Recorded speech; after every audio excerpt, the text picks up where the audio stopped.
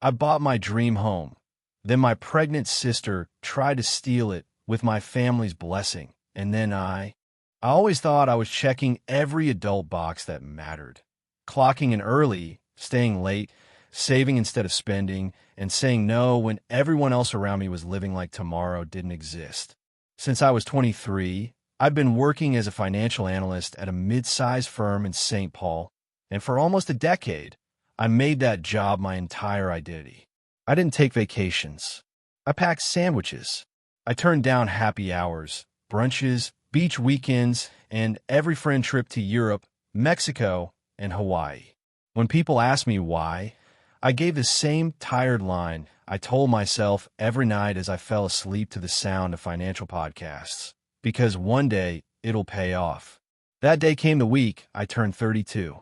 My grandfather had passed a year earlier, and though the grief settled like a weight on my chest, his small inheritance landed in my hands with a note attached. Do something for yourself, Aria. I'd already been scraping every cent into savings for years, and that gift, just under 70 grand, was exactly what I needed to finally cross the finish line. I found a modest 2-bedroom condo just outside downtown in a rising neighborhood a few blocks from my office, and I bought it outright. No mortgage, no debt, all mine. When I held the keys, I didn't cry, but something cracked open in my chest I hadn't even known was locked shut. The place itself was outdated in the way only Midwestern condos can be. Yellow floral wallpaper, chipped cabinets, carpet older than me. But I saw potential in every square foot. I didn't hire help. I didn't call friends. I rolled up my sleeves, pulled out my phone, and let renovation tutorials replace the constant financial planning videos. I spent every evening sanding, scraping, painting, patching. The work was exhausting, but it was mine. I never felt more in control of my life than I did standing in the middle of my gutted kitchen, sweat-soaked and proud. That illusion of control lasted exactly 8 days. My phone rang one evening while I was in the middle of pulling tile off the bathroom floor. It was my mom. Her voice came through the speaker, overly cheerful and tight, the kind of tone she always used when she was trying to hide something beneath the surface. Aria, sweetheart, I need you to come over next Saturday. There's a little family gathering I'm putting together. Nothing major, just the usual people. Be here by 4. Oh, and bring one of those chocolate torts from the bakery on Selby. You know the one. I wiped my dusty hands on my jeans and pressed the phone closer to my ear, immediately suspicious. What's the occasion? You never host unless it's someone's birthday or a funeral. Her fake smile bled into her words like syrup over 2 dry pancakes. It's just a surprise. You'll see. Your sister's coming with Elijah. Should be lovely. My stomach twisted. My younger sister Isla, age 29, self-declared free spirit, recent yoga certification holder, was my parents' pride and joy despite never holding a job longer than a year. While I paid off student loans, Isla dropped out halfway through community college to figure out her creative direction. Somehow, she always landed on her feet, usually in someone else's apartment, on someone else's dime, or wrapped in one of Mom's cashmere throws. It had always been that way. When we were teenagers, Isla got a Jeep on her 16th birthday. I got my cousin's hand-me-down bicycle and a heartfelt card that said, "We believe in your independence." I didn't argue. I never did. I just worked harder. That was always my answer. More effort, more sacrifice, more silence. But this call, this gathering, felt off from the second it started. Still, I said okay, because that's what I always said. By the time Saturday arrived, I'd already torn out half the old carpeting and painted 2 rooms, but I paused the work to clean up, change, and drive across town. The bakery was packed, but I waited in line anyway, picked up the tort as requested, and made my way to the old house. The same house our grandfather had left to Isla and me in his will, the house we both technically co-owned, but let our parents live in, rent-free, without ever asking for anything in return. I'd never even considered asserting my share. That would have felt petty. At least, it used to. When I pulled into the driveway, there were already 5 cars outside. I recognized Uncle Troy's old SUV, my cousin Brandon's rust-covered sedan, and the cherry-red convertible Elijah always liked to show off. My chest tightened. This wasn't just a casual catch-up dinner. This was something orchestrated. Inside, the table was already set. China, candles, the good wine, the kind of setup reserved for Thanksgiving or Mom's midwinter solstice parties. I walked in, cake box in hand, and my mom swept it away like I was a caterer dropping off dessert. "Aria's here," she chirped. Perfect timing. We're about to sit down. I spotted Isla on the love seat, holding Elijah's hand and smiling like she already knew something I didn't. She didn't even stand up to greet me. My dad was pouring whiskey for my uncle in the corner, and the rest of the family was already settling around the dining room. I sat down next to Brandon, who leaned over and whispered, "Any idea what this is about?" I shook my head. Not a clue. We ate in forced cheer. Roast chicken, glazed carrots, the bakery cake untouched in the center of the table. Small talk filled the silence, but I kept glancing toward Isla, who looked like she was trying to hold in a secret with both hands. Eventually, my mother stood, tapped her fork against her glass, and smiled so wide her face looked strained. "Thank you all for coming. We have a little something to celebrate today. Our Isla is pregnant." The room burst into claps and gasps. Isla beamed. Elijah kissed her cheek. I smiled, genuinely, and offered her congratulations. But I knew there was more. The air hadn't cleared, it had thickened. "And that's not all," my mom said, her voice now slicing through the buzz like a blade. "Elijah proposed last week. They're engaged. We're going to have a wedding soon." More cheers. Someone toasted. Isla blushed. I raised my glass, feeling oddly detached. But then my mom turned her gaze on me, and the mood shifted. Her smile flattened, her voice cooled. Which brings us to our next little piece of news. Everyone quieted. I felt all eyes turned toward me. "Aria," she said, sweet and sharp, "we're so proud of what you've accomplished with your new condo." "Truly, but your sister is about to start a family now. She and Elijah need a real home, not a rental, a proper place to build a future." My stomach dropped. I couldn't breathe. "You live alone, dear. 2 bedrooms is such a luxury for one person. Wouldn't it be beautiful, just so generous, if you offered them your place? It would be such a meaningful gesture of support. And don't worry, you can always find another apartment. Renting suits your lifestyle anyway, right?" I blinked, thought surely I had misheard, but the silence told me I hadn't. Isla kept her eyes on her lap. Elijah didn't say a word. I looked around. My father gave me a solemn nod, as if this was a natural conclusion to a rational discussion. Aunts nodded. A cousin even whispered, "That would be so sweet." I stood slowly, pushing back my chair with a screech that broke the silence. "You wanted to hand over my home. The one I saved for, sacrificed for, earned without help. You want me to give it away because Isla got pregnant." "You don't need it like they do," Mom replied, voice hard now. "You're single. You don't even have a dog." I didn't yell. I didn't cry. I said one word, no. And with that, the mood shattered. For a moment, nobody moved. Forks hovered in midair, wine glasses frozen between fingers, all of them looking at me like I'd spit on the tablecloth. My mother's expression twisted so quickly I half expected her to start foaming at the mouth. "Aria, don't be dramatic," she snapped, stepping toward me with both hands open, like she was trying to reason with a wild animal. "This isn't about taking anything from you. It's about giving your sister a chance. A real start. You're established. You'll land on your feet." I felt something sharp lodge behind my ribs, something old and unspoken rising to the surface. I didn't sit back down. Isla's had chance after chance since we were teenagers. She dropped out of school, blew through 3 apartments, and every time she stumbled, you caught her like she was made of glass. I scraped through college working double shifts. I made every payment myself. I ate canned soup for 2 years and never asked for a thing. Dad spoke up, his tone low and warning. "You're being unfair. You're not a parent. You don't understand what it means to make sacrifices." I turned to him so fast the movement startled my cousin across the table. You're right, I'm not a parent. I'm the forgotten daughter who was useful until she wasn't.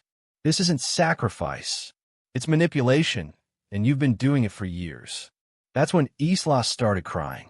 Not soft, embarrassed tears, but loud, gasping sobs like she'd been mortally wounded. Elijah pulled her close, glaring at me like I'd slapped her. My mother's mouth trembled, her eyes gleaming with cold fury. How can you be so heartless, Arya? You would really let your pregnant sister struggle when you have more than you need. Something cracked in me then, not loudly, not dramatically. Just a clean break of trust that had been hanging by a thread for years. Struggle. I repeated, laughing even though it didn't sound right coming out. You mean the way I did, alone, for nearly a decade? Nobody brought me a tort when I was patching my roof with duct tape. Nobody threw me a party when I finally paid off my loans. Stop being bitter, my mom snapped, her voice rising. This is your sister's moment. You're making it about yourself again.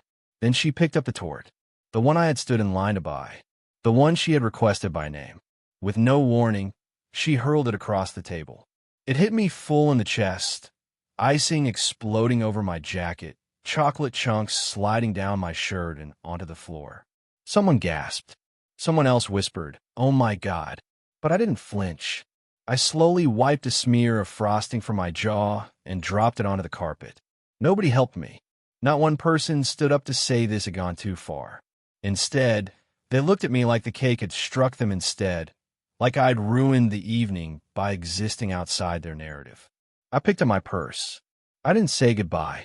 I didn't yell or cry. I walked out, got in my car, and sat there for a full minute before turning the key. I didn't even realize I was shaking until I saw the frosting-drenched cuffs on my sleeves trembling. On the way home, I ignored my phone as it vibrated repeatedly from the passenger seat. When I reached my building, I threw my jacket on the balcony, stripped off my shirt in the hallway, and collapsed onto the couch in my tank top, still sticky, heart racing like I just survived something life-threatening. The text started rolling in before I'd even caught my breath. You're being ridiculous. You know she needs it more than you. How could you do this to your own family? I silenced my phone, flipped it face down, and sat in silence for hours, staring at the bare ceiling like it had answers I'd missed. I thought about every childhood memory I'd rewritten to protect my heart. Every time my name was skipped, every time Isla was chosen, praised, comforted while I learned to shrink my own needs until they disappeared entirely. At some point, I got up and opened the filing cabinet next to my desk. Inside was a folder I hadn't touched since my grandfather's death. I pulled it out, found the legal documents, and reread the terms of the will. The house we'd grown up in, the house where I'd just been assaulted with cake, was not my parents'. It was legally owned by Isla and me, split 50-50. We had allowed our parents to remain there out of kindness. There was no lease, no rent, just assumption. I closed the folder, poured myself a glass of wine, and stood at the window as snow began to fall, clean and slow, against the streetlights. That was the moment it clicked. If they could demand my home like it was owed to them, then I could demand what legally belonged to me. I didn't want revenge. I wanted boundaries, respect, peace, and maybe a bit of justice. The next morning, I called a real estate attorney. His name was Victor, and he sounded calm and sharp. I explained everything: my inheritance, the house, the recent confrontation, and the online character assassination my mother had begun within 24 hours of the dinner. She had posted a long status on Facebook.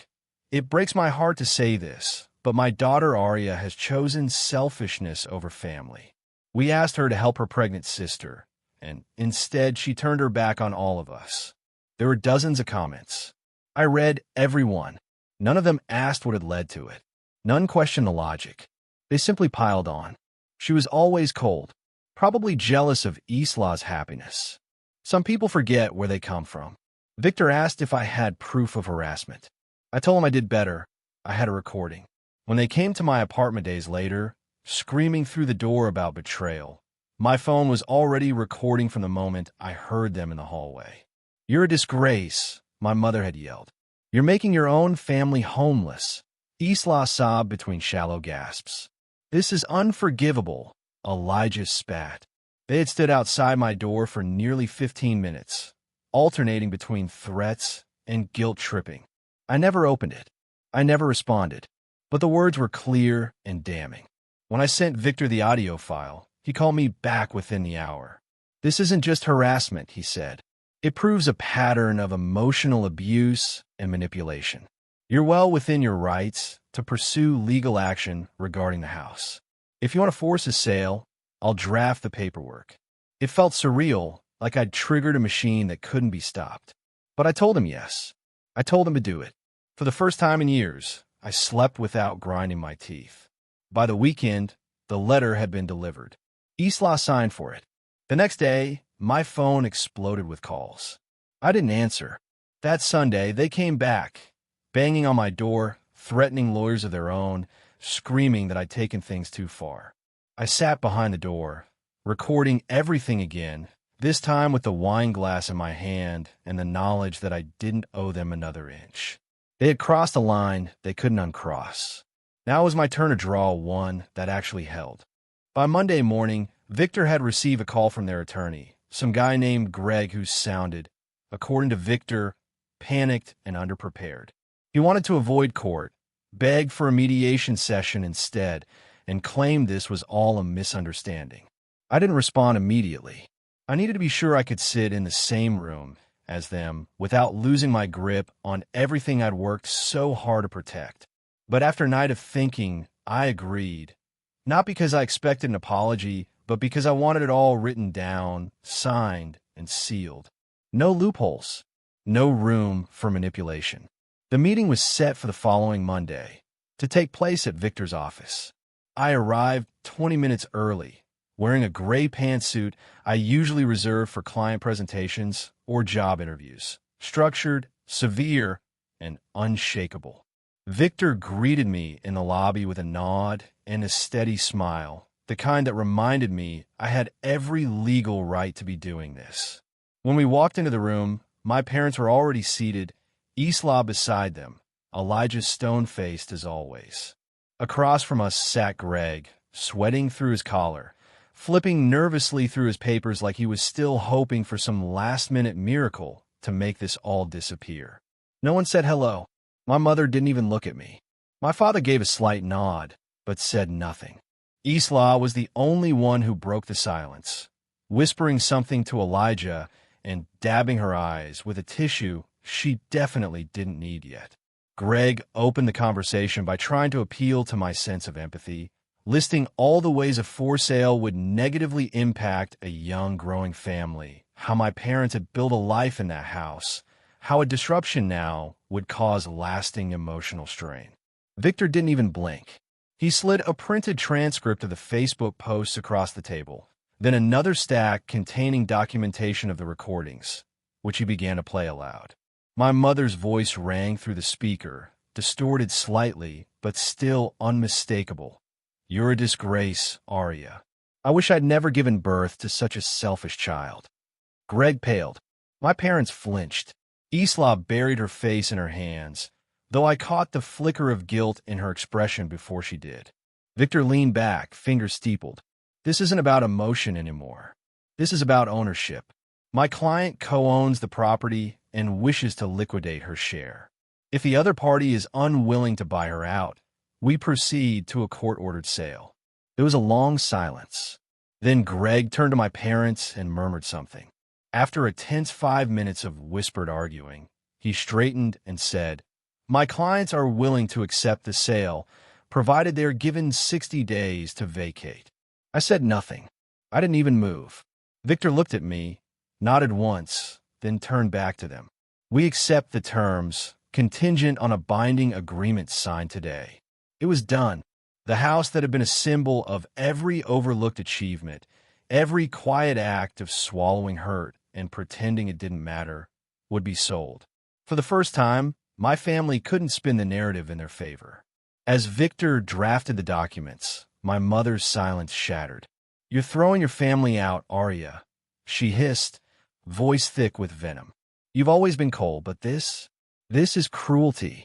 I didn't flinch. I didn't speak. I stared at the signature line on the page until Victor slid it toward me. Then I signed. They left without another word. Victor smiled faintly as he filed the paperwork. I've seen families implode over less, he said. You're stronger than most people who sit in that chair. That night, I finished repainting my hallway. The physical labor grounded me in a way no amount of wine or meditation ever could. I watched as the faded beige disappeared under fresh coats of deep blue. Every stroke, quiet proof that I didn't need anyone's permission to make a home. 2 weeks passed. The house went on the market. The response was immediate. Hot property in a great neighborhood, especially with 2 previous owners desperate to sell. Viewings were scheduled back to back.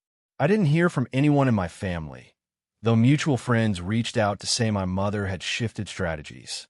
She was now publicly claiming to be a broken-hearted mother being punished for trying to do the right thing. My cousin Celine forwarded a screenshot from a local community group online where my mom had posted a sob story about how her heartless daughter forced them out of their home while they were preparing for a grandchild. Comments flooded in, strangers offering prayers, people calling me things I refused to repeat. I didn't respond. I didn't even log in. Victor said to stay quiet, stay professional, and let the document speak louder than her nonsense ever could. A month later, the house sold. After legal fees and closing costs, Isla and I each received roughly 190 grand. My share went directly into a new investment account. Diversified, long-term, tied up tight where no one could ever try to pry it loose again. I didn't touch a cent for myself. Not yet. I wasn't interested in revenge spending. I wanted security, and more than that, I wanted silence. Isla used her share as a down payment on a 3-bedroom ranch in the suburbs. According to someone from work who lived nearby, my parents moved in with her and Elijah, pooling what was left of their resources to help cover the mortgage. I didn't feel triumphant. I felt free. That fall, I finished my renovation. New fixtures in the kitchen, hardwood floors in place of the ancient carpet, smart lighting in every room. The place looked nothing like it had when I'd first stepped inside, and yet it felt more mine than ever before. Every corner, every inch carried my fingerprint. I hadn't spoken to anyone from my family since the mediation. The silence didn't bother me. The absence of criticism, of manipulation, of obligation, it was like stepping outside after years of breathing recycled air. One afternoon, I opened my mailbox to find a thin envelope addressed in my mother's handwriting. No return address, just my name and a Minneapolis postmark. I didn't open it. I slid it into a drawer and went back to rearranging my bookshelves. The next day, I ran into an old friend from college at the grocery store. She asked if I'd gone to Isla's wedding. I blinked at her, confused. It was last weekend, she said, her voice dropping. Small ceremony. Only family. I nodded once and moved on. Later that night, I Googled it. A few blurry photos had been posted by extended relatives. Isla in a white dress, Elijah smiling at her side, my parents standing just behind them, beaming like nothing had ever happened. No mention of me. No empty chair. No acknowledgement. That night, I sat on my balcony with a glass of wine, watching the leaves shift colors under the streetlight. I thought about all the versions of myself that had existed in that old house. The little girl trying not to cry when her party was forgotten, the teenager studying in silence while Isla threw tantrums over curfews, the young woman saving pennies while her sister hopped jobs and coasted. They were gone, and what remained was quiet, steady, and enough.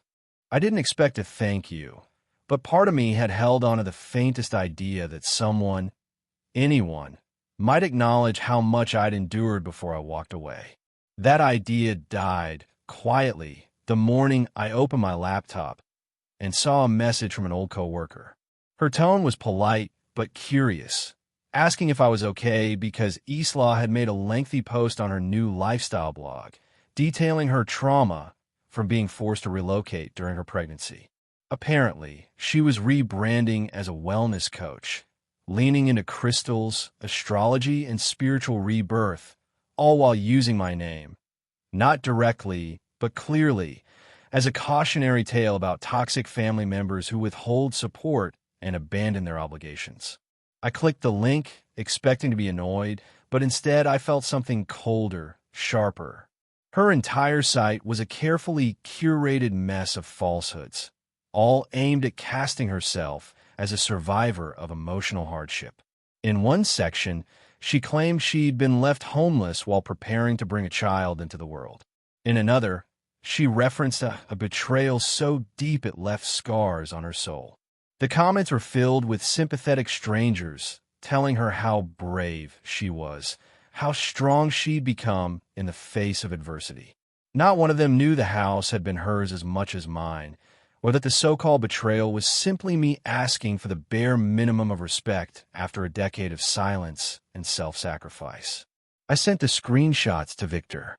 He advised not responding publicly, warned me that any rebuttal would only feed the fire she was so desperate to keep burning. Let her run out of oxygen, he said. Eventually people will see through it, especially if she keeps pushing the narrative too far. I nodded and promised to let it go. But later that night, I stared at my ceiling for hours, seething at the thought of her turning herself into a martyr while I remained the villain in a story I hadn't even agreed to be part of. Weeks passed. Fall slid into winter, and snow dusted the windowsills while I buried myself in work and routine. I started going to the gym again, not for punishment, but because I liked how it cleared my head.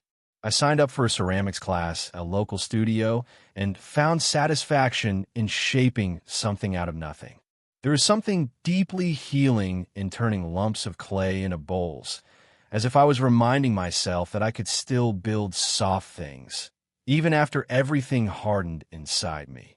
One afternoon, I got a message from a mutual acquaintance. "You've seen Isla's new fundraiser, right?" I blinked at my screen, uncertain if it was sarcasm. I clicked the link. It took me to a crowdfunding site where Isla had launched a campaign titled Help Me Heal. She was asking for $30,000 to fund her postpartum wellness journey, claiming she needed time to recover from extreme family betrayal and displacement. The donations were trickling in, 10 here, 20 there, alongside messages of support from people who had no idea they were being sold a lie wrapped in baby clothes and incense. I didn't know whether to laugh or throw something. She had turned her own choices into a profit pitch and was now monetizing the fallout of a situation she helped create. The most surreal part was seeing my mother commenting on the page, writing things like, "Proud of you, sweetheart. You've always been the strong one." No mention of the time she hurled a cake at my chest or screamed at my door like a woman possessed. Just empty, saccharine words from a woman who had rewritten the past to suit her own comfort. That night, I poured a glass of whiskey and scrolled through everything. Photos of Isla posing beside a fireplace, draped in pastel robes, holding crystals to her chest like they held the answers I couldn't give her. A blog post titled "Releasing the People Who Hurt You" that might as well have had my name in neon. I shut my laptop and swore out loud, just once because it felt better than doing nothing. The following week, Victor called with an unexpected update. "I got a letter from their side," he said. "Nothing legally pressing. Just a note from their new lawyer requesting we confirm the terms of the sale again, since your sister is attempting to use the situation in a potential business loan application." I didn't even respond at first. Then I started laughing, because of course she was. Of course Isla would try to spin a legal defeat into a financial opportunity. And of course my mother would nod and say she deserved it. A few days later, a different kind of message came through. This one was from someone I hadn't spoken to in years. Elisa, a girl I used to be close with in high school before college and life pulled us apart. She sent a single line. "Did Isla seriously just accuse you of emotional abuse on her podcast?" I clicked the link with a sinking feeling already blooming in my chest. It was worse than I imagined. The podcast episode was called "When Family Isn't Safe." And for 40 minutes, Isla detailed a warped, exaggerated version of our childhood, painting herself as a lonely, neglected daughter raised in the shadow of a controlling older sister. She told stories that never happened, twisted small moments into melodramatic nonsense, and ended the episode by announcing her first online course, How to Reclaim Your Energy from Family Trauma. That night, I couldn't sleep. I paced my apartment until 2 in the morning, heart pounding with equal parts fury and disbelief. I wanted to scream. I wanted to drive to her house and shout the truth into her face until the walls shook. Instead, I opened a blank document on my laptop and started writing everything down. Not for revenge, not for the internet, for me. I needed to see the truth laid out in my own words. Every sacrifice, every quiet humiliation, every time I swallowed my hurt, because speaking up would make me the problem. When I finished, the sun was coming up. I didn't feel healed or powerful. I just felt clear. 3 days later, a friend from the ceramic studio invited me to a small dinner party. I almost said no out of habit, but something in me whispered that it was time to say yes. I went dressed in a navy sweater I'd nearly thrown out last year, and met people who didn't know my history, didn't see me as anyone's scapegoat or villain. I talked, laughed, even flirted with someone, a quiet, kind man named Julian who worked as a translator and listened when I spoke like I was saying something worth hearing. We started texting, then calling, then meeting for coffee. I told him bits of my story, not all of it, just enough to explain why I sometimes went quiet when my phone lit up or why I didn't mention my family much. He didn't press. He just nodded and asked what kind of glaze I used on my last bowl. It was the first time in years I didn't feel like someone waiting for the other shoe to drop. By early spring, we were seeing each other regularly. He met my friends, helped me install new shelves in the kitchen, made terrible pancakes on Sunday mornings, and laughed when I teased him about it. I still hadn't opened the envelope from my mother. It remained in the drawer, untouched, like a sealed memory I no longer needed to unpack. I wasn't healed. I wasn't whole. But I was living, and that, I realized, was more than enough. Months passed, and the quiet became something I no longer feared. It settled around me like a well-fitted coat, familiar, earned, comfortable in ways I hadn't known I craved. I no longer woke up tense, waiting for some passive-aggressive message from my mother or another outrageous post from Isla's blog. It was all still happening somewhere in the background, but I had finally learned how to mute the noise without guilt or explanation. People who once flooded my notifications now remained absent, and their absence felt like air returning to lungs that had spent years underwater. Julian and I built something slow, gentle, and beautifully uneventful. He never once asked me to rehash every moment that shaped the woman standing in front of him. Instead, he listened when I offered pieces and never tried to paint over the scars I no longer bother to hide. On my 33rd birthday, he handed me a small clay bowl he'd made himself, lopsided, slightly cracked, and glazed in a deep, stormy blue. "It's not perfect," he said, "but it holds what matters." I didn't cry, but I felt something loosen inside me in a way that told me I was finally, truly safe. One afternoon, while cleaning out the drawer where I kept expired coupons and mismatched chargers, I found a letter from my mother. The envelope was yellowed at the edges, the ink faded slightly where it had rubbed against other forgotten things. I turned it over in my hand for a full 5 minutes before tearing it open.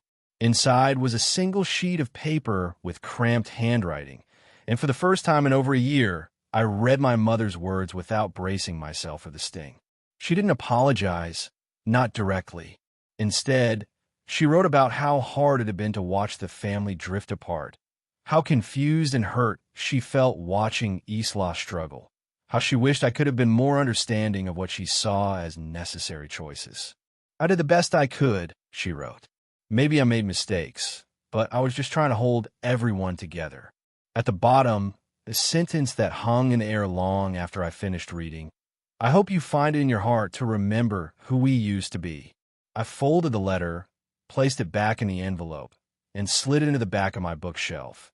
Not because it meant reconciliation, but because I wanted the proof of what was and what would never be. Forgiveness, I learned, didn't always require returning to the same table that had once demanded everything I had. Sometimes it was enough just to walk away and stop looking back. In early summer, Isla gave birth to his second child. I saw the announcement on a mutual friend's story. Pink balloons, a tiny fist raised toward the sky, captions full of blessings and hashtags. I didn't feel anger. I didn't feel regret. Just a quiet detachment that felt more honest than any forced reunion ever could be. I hadn't been invited, and I hadn't expected to be. That chapter had ended long before the ink dried on any birth certificate.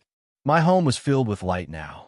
The herbs I planted along the kitchen windowsill had started to thrive, their green leaves spilling over ceramic pots I'd made myself. The walls I painted no longer echoed with anyone's disappointment. My phone stayed quiet in the best ways, and when it rang, it was from people who made me laugh instead of flinch. I had made a life, not the one my parents envisioned, not the one they tried to shape through guilt and control, but one that belonged entirely to me. Every decision, every boundary, every hard-won piece of peace was mine, and I no longer needed anyone else's permission to keep it. Some people might look at my story and call it sad, but they'd be wrong. There's nothing sad about refusing to be used. There's nothing tragic about choosing freedom, even if it means losing people who only love the version of you they could take from. I didn't burn bridges. I just finally saw which ones led nowhere.